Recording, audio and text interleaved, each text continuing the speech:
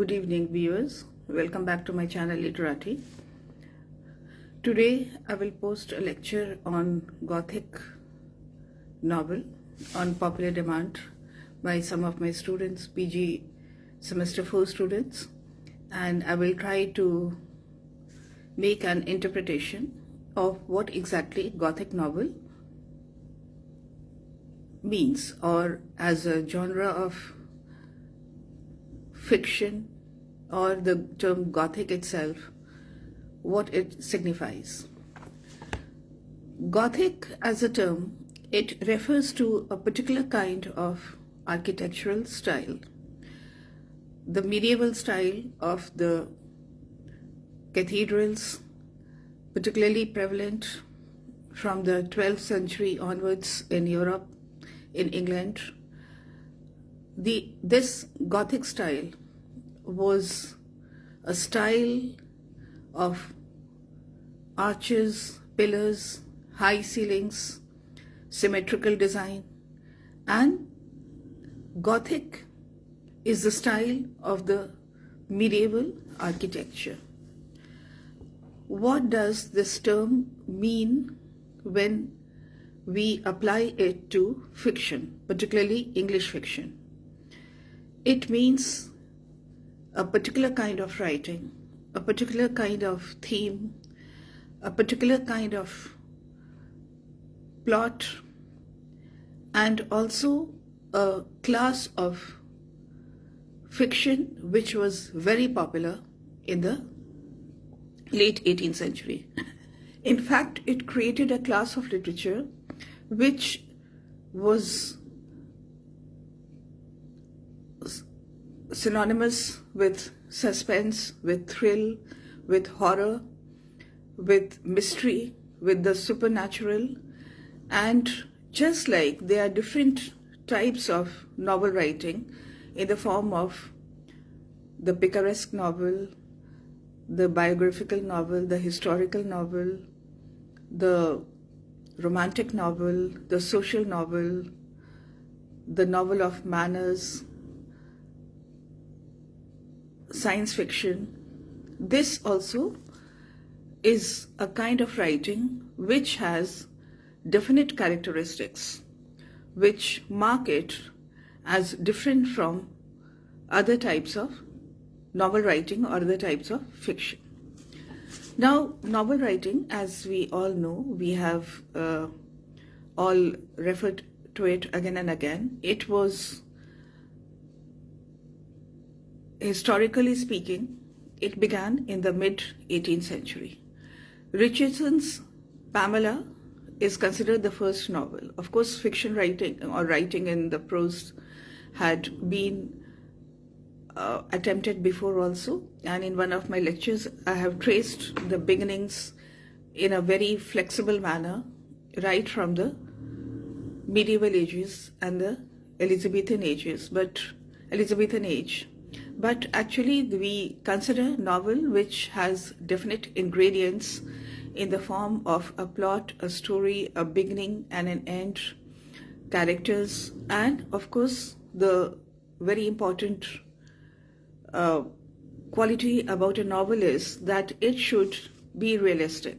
It should portray human beings, men and women, and in a realistic setting. It should develop a kind of reality with which the readers can identify with, and it should be a reflection of reality. Now, Richardson became a novelist by accident. We all know that Pamela, his first novel, was actually a form of novel which came into existence with Richardson and with his Pamela, which is known as the epistolary novel. A very prosperous printer. He was 50 when Pamela was published and became a runaway success.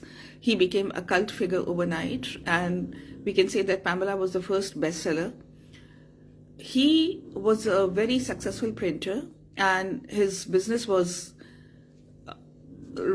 printing letters which were actually in the form of sermons and which were moral dictates on various topics. He was in close proximity with many women of his time, because he wrote letters which often expressed feelings of women. So we can say that he had a very good idea about the emotions and the feelings which went on in women's minds and their hearts. And Pamela, which is written in a form of letters, tells us the story of a young girl. Pamela, as the title is, it says it's virtue rewarded. And, using letters with a form of storytelling, connecting these two. He wrote Pamela, which talks about, or which takes the readers to the story of Pamela and her escapades, her experiences, her emotions, her feelings as the story unfolds. And we come to know that she was at the receiving end of a lecherous man who happened to be a very powerful squire, whose mother she took care of, and after his mother's death, he had designs on her, and she managed to escape his clutches till finally he had a change of heart, and Pamela was rewarded when this man decided to marry her. We won't go into the morals of the story or the regressive thinking or the fact that it goes against all our concepts of equality or propriety or feminism in the modern times. What it is the important fact about it is that it connects letter writing and the art of storytelling, and we have the first bestseller, the first great novel, and his other novels are the Clarissa and the Adventures of Charles Grandison are all in the epistolary form. What is important here is that this is the beginning of the age of the English novel, and his other great contemporaries, Fielding with his Shamala and his Tom Jones and Joseph Andrews and Smollett and Sterne, they are the first generation of the novelists, of the English novelists. Novel from 1740 to the close of the 18th century exhibited great possibilities from its very inception, in form, in content, in theme, in writing, in style. And from 1740 to 1800, we find many writers who are exploring this new form and creating masterpieces. Some of these names are Mrs. Fanny Burney, after the first great four, of course. And what emerges during this period is the Gothic novel. Now, the term Gothic itself, it refers to something which is medieval, something which belongs to the past, something which speaks of historical events or something which has happened in the centuries past, and a growing interest in medieval life, legends, sagas, and a kind of curiosity which focuses itself on exploring and reinventing these elements or the legends and the folk tales and certain superstitions which had existed in the past. Why this sudden interest in the Gothic?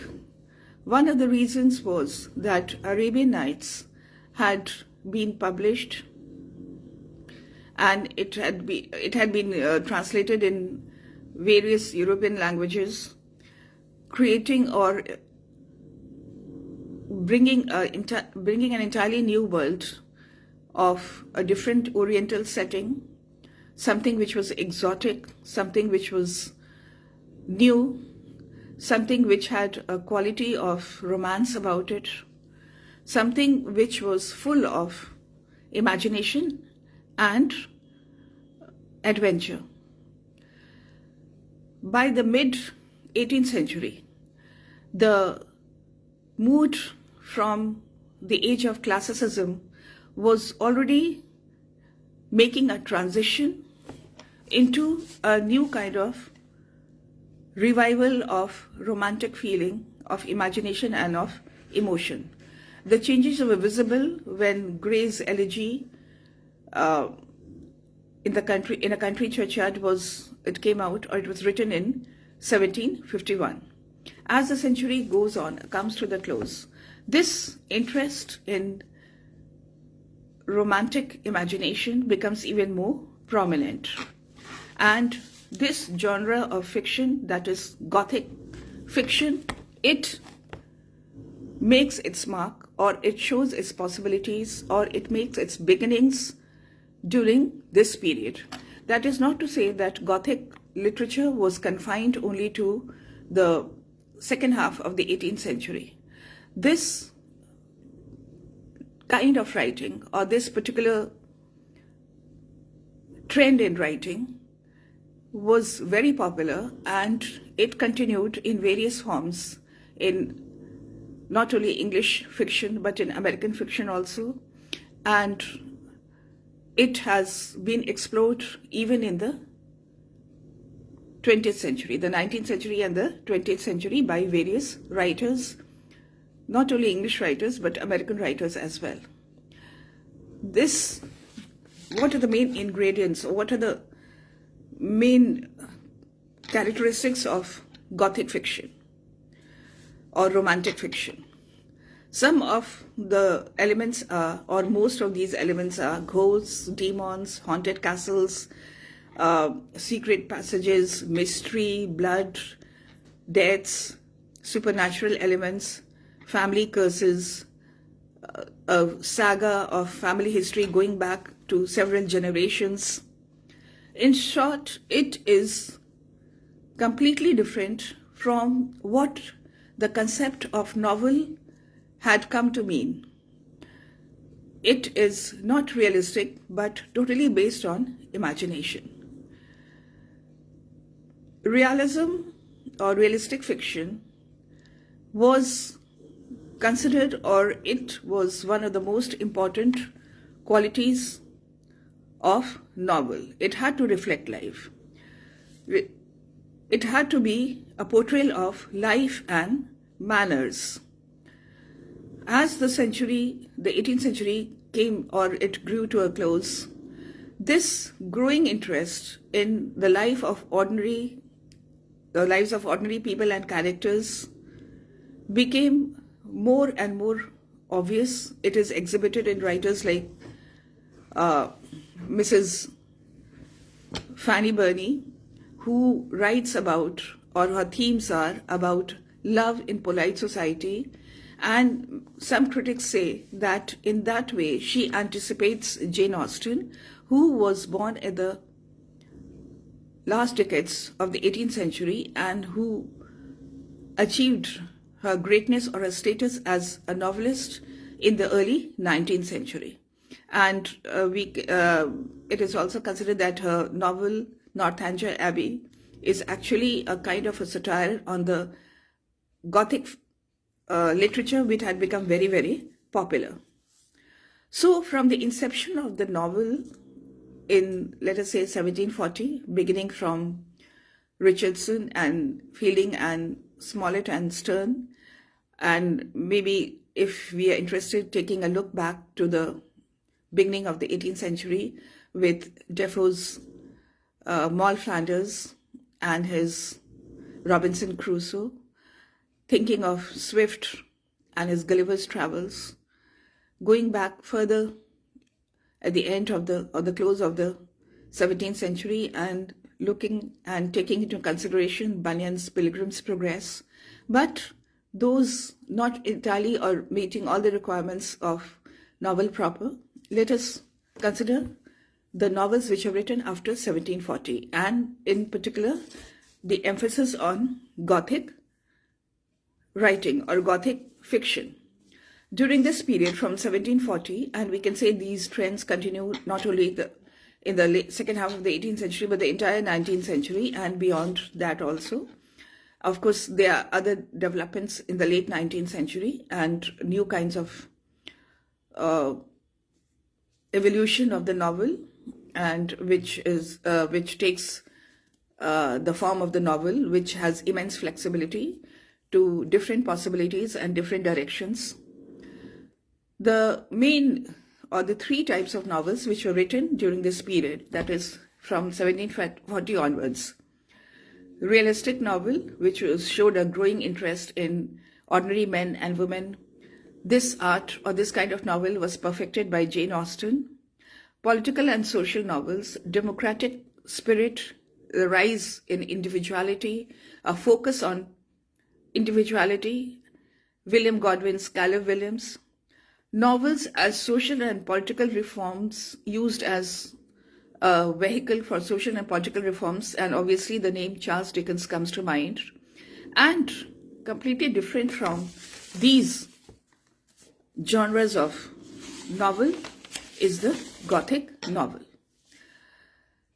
Gothic novel, the reason for Gothic novel or Gothic writing to emerge during this period was that this was a period of transition where classical tradition was giving way to romantic imagination, and the beginnings are already visible in Gray's Elegy in a Country Churchyard, which came out in 1751.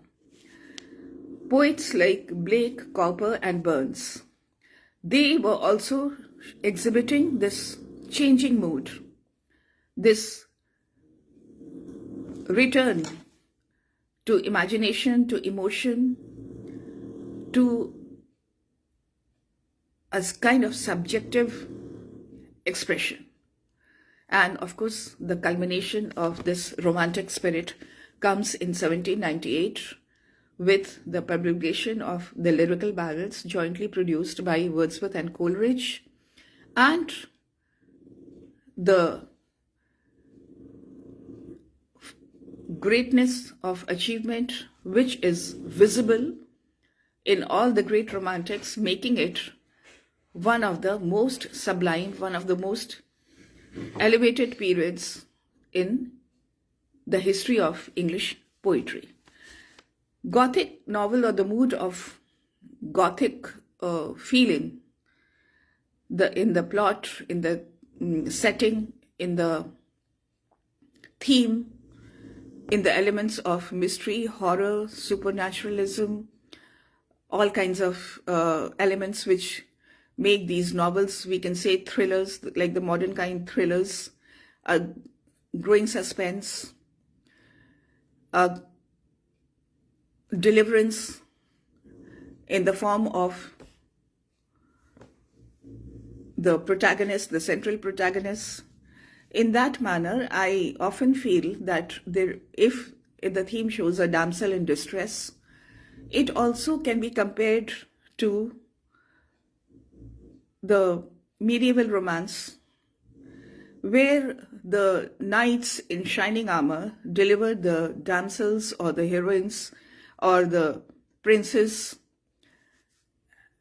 in the fairy tales also from the evil stepmother or the dragon or whatever negative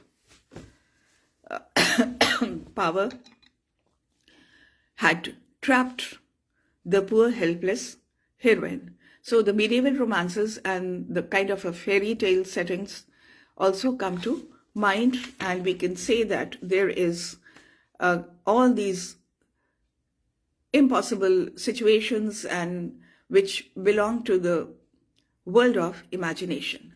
But certainly these Gothic novels, they have an air of suspense which is quite spellbinding, and they were very, very popular, and they established a trend which continued not only in the 18th or began and ended, did not begin or end in the 18th century, but it continued for the all time to come, or because established a trend not only in fiction but also in later on in the 20th century in the movies, where not only in English movies but even in Hindi movies we can think of many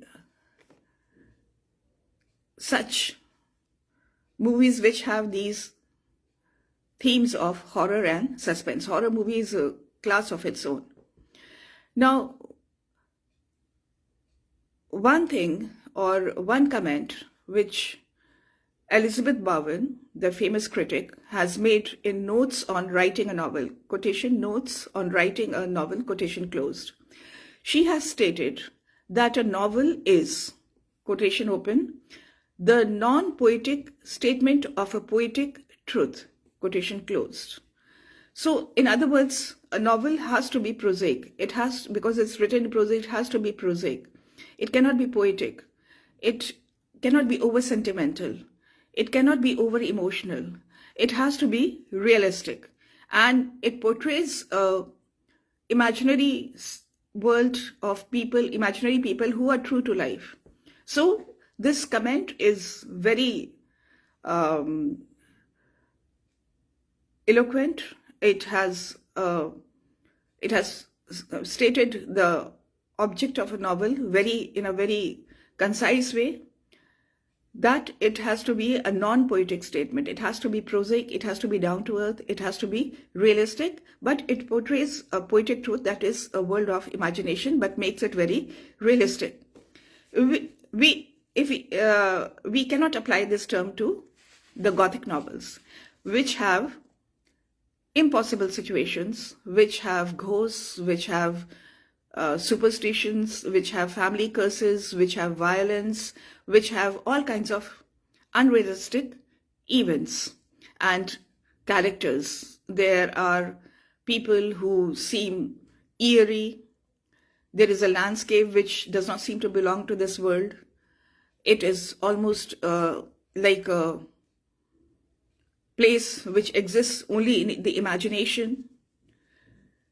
And in these Gothic novels, setting also assumes, or it is a kind of environment which adds to the quality of suspense and horror and supernaturalism. Character and environment are inseparable.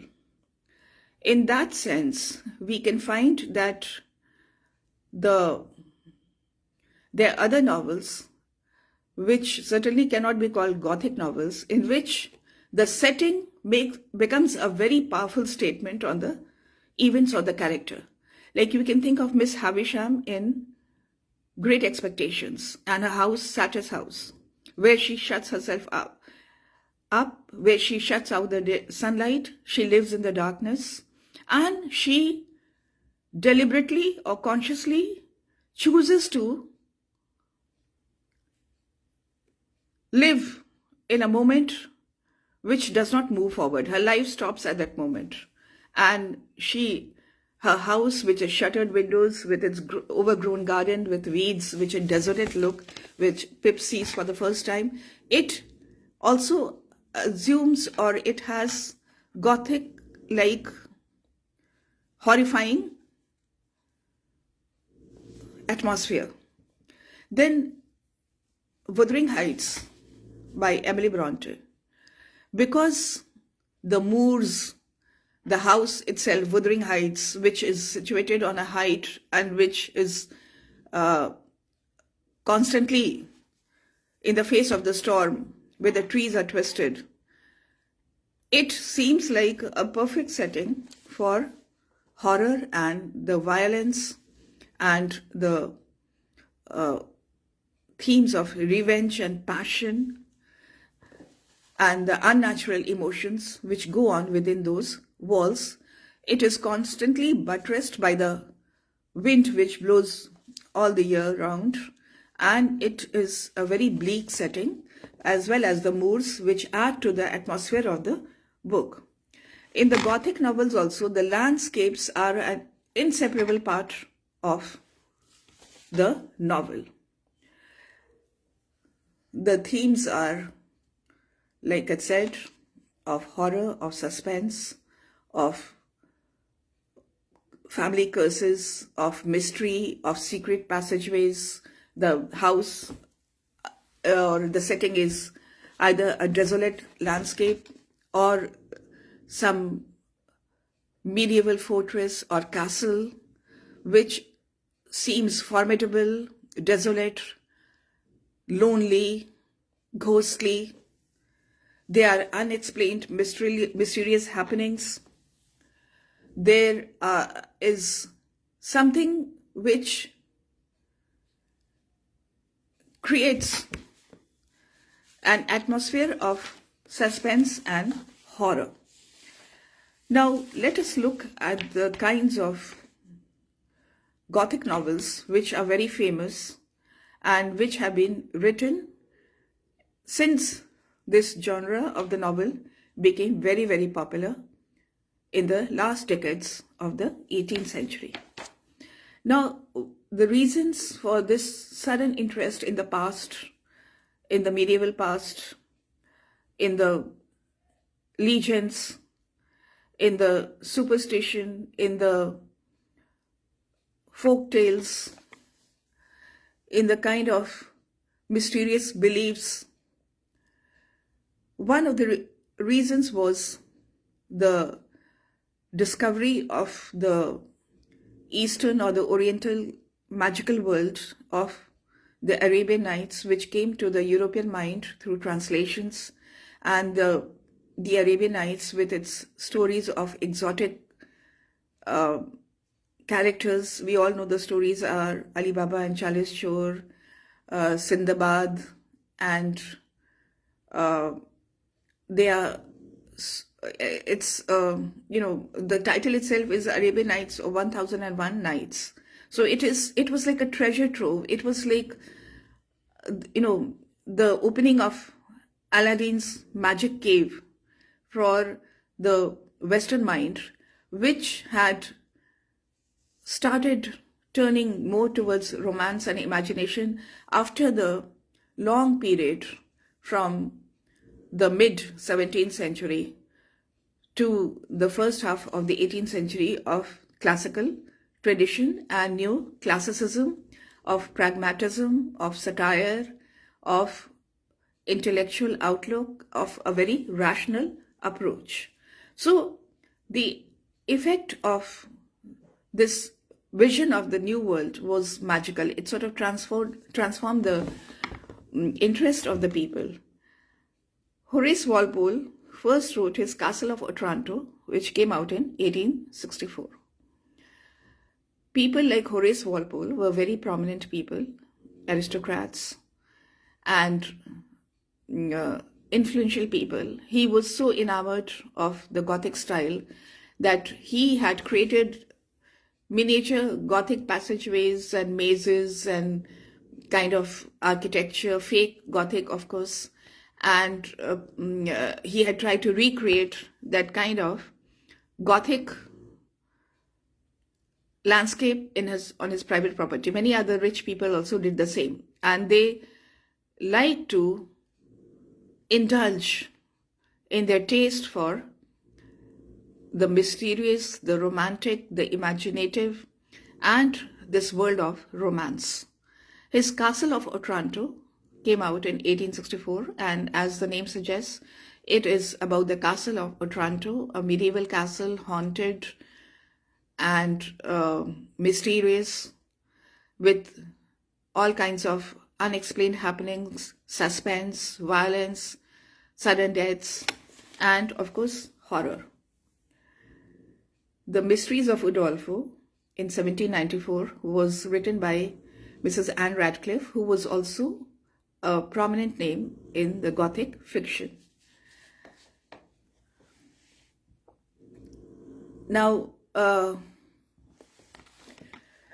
most of us have grown up on that very famous name in horror, whether it's movies or it's comic books or it's novel, and that name is that of Dracula by Stoker. I think it's Bram Stoker. And we all know that Dracula belonged to Transylvania and a medieval castle, and this was a vampire and a blood-sucking vampire, and all kinds of stories which are built around this very compelling figment of imagination which filled us with horror and thrill. And of course, vampires and, the werewolves, where these vampires were transformed into wolves, bloodthirsty wolves, and the beautiful young maidens, once the Dracula had sunk their teeth, they also became vampires. And it was all a mixture of horror and suspense and thrill, and we can also say an element of sexual provocation. The Dracula with his pointed teeth and with his flowing cape, very masculine and very mysterious and very fascinating figure, and Dracula seemed to captivate the imagination of the people. In American fiction also, we find a lot of Gothic writing. Nathaniel Hawthorne has written The House of the Seven Gables in 1851. This is American Gothic. A short story, A Rose for Emily, in 1930, was written by Edgar Allan Poe, as far as I remember. Very macabre, horrifying, and it is a short story, but definitely it has those qualities of mystery and suspense and ultimately horror. Now, even in the 20th century, the famous writer Toni Morrison, she has written Beloved in 1988, which belongs to Gothic fiction.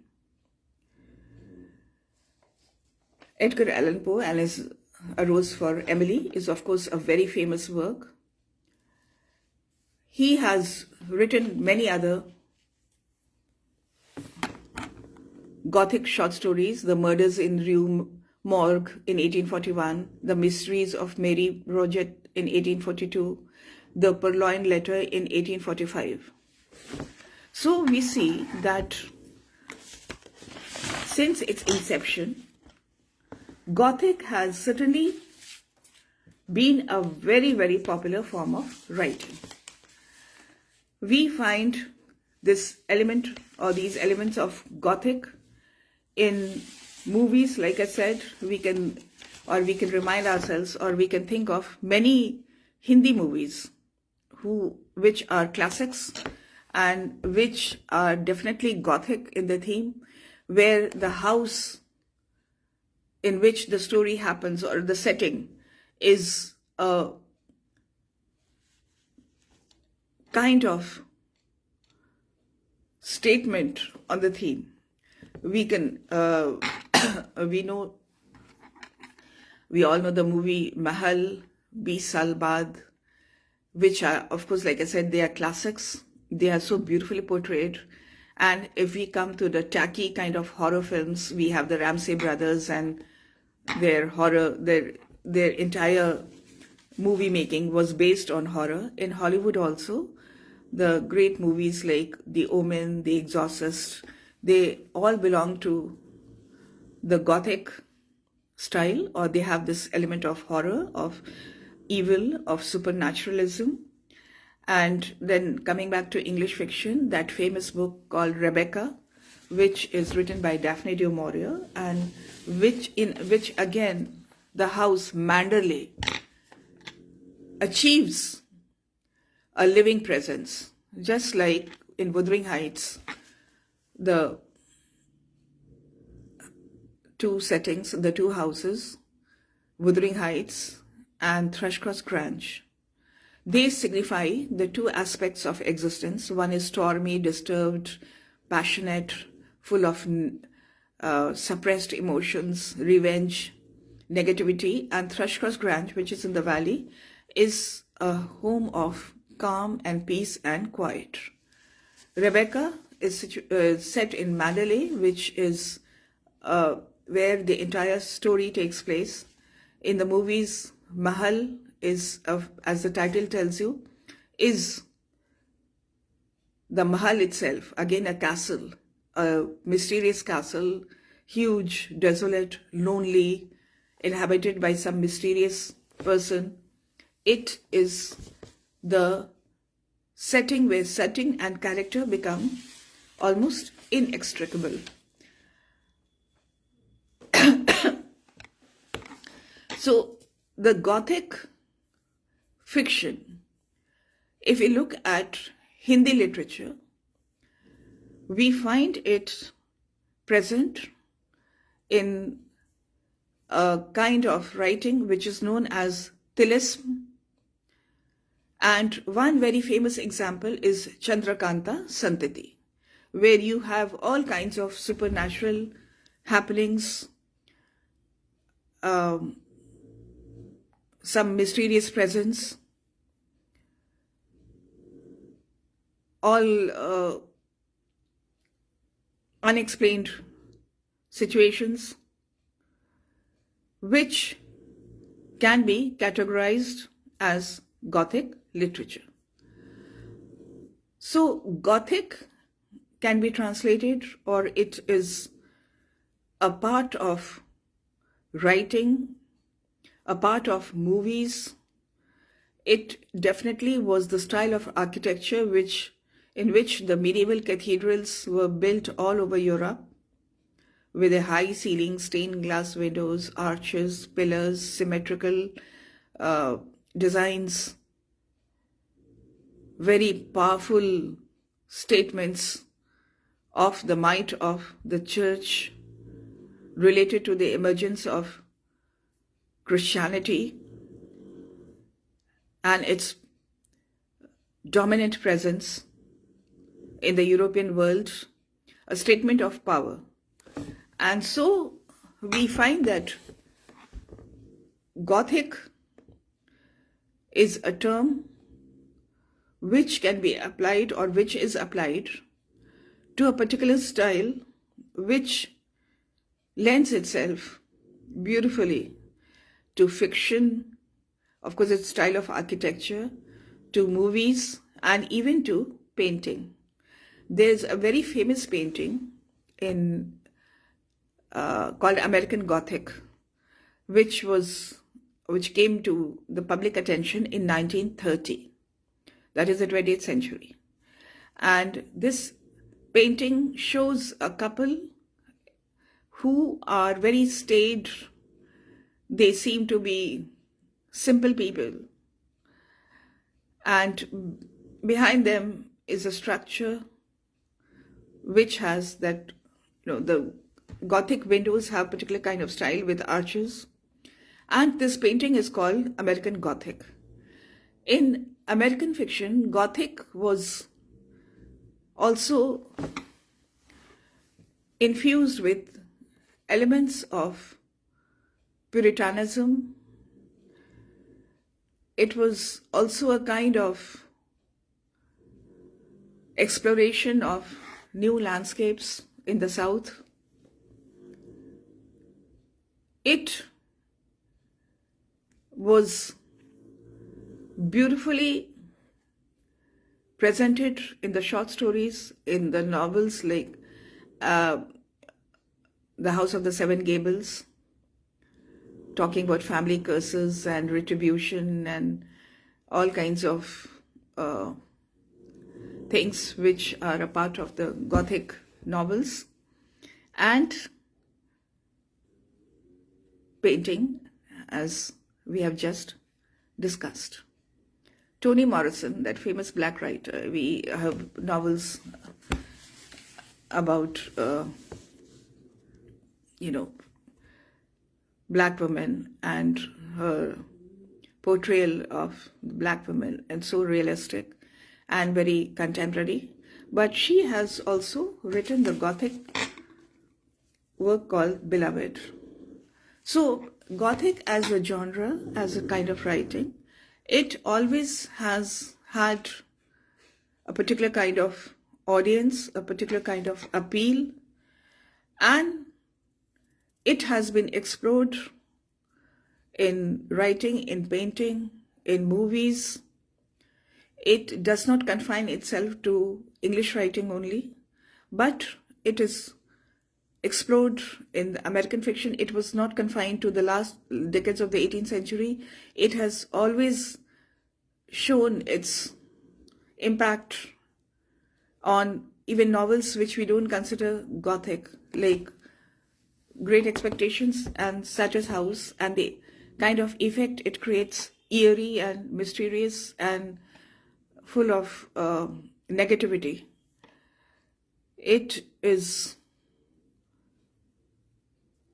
something which is present in Hindi fiction also, in Chandrakanta Santati in particular.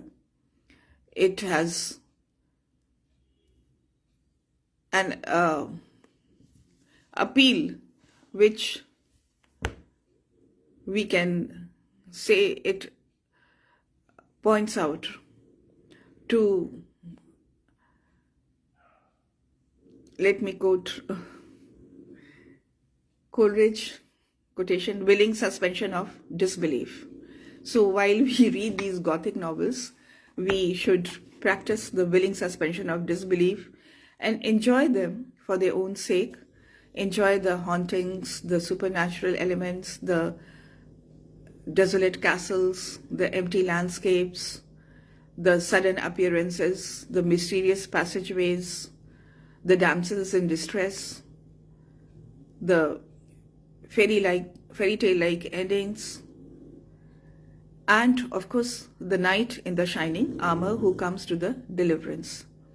In fact, talking about the fairy tales, almost all the fairy tales do also have a Gothic element that cannot be denied. They have a dark side, they have a kind of hidden violence, they have elements of passion, of revenge, of brutality, and of course, supernaturalism, sudden deliverance in the form of fairy godmothers, or the knights in shining armor. So Gothic is not something which confines itself to any particular kind of artistic expression. It has lent its elements to writing, to movies, to paintings, and of course it originated with a particular kind of architecture. Thank you.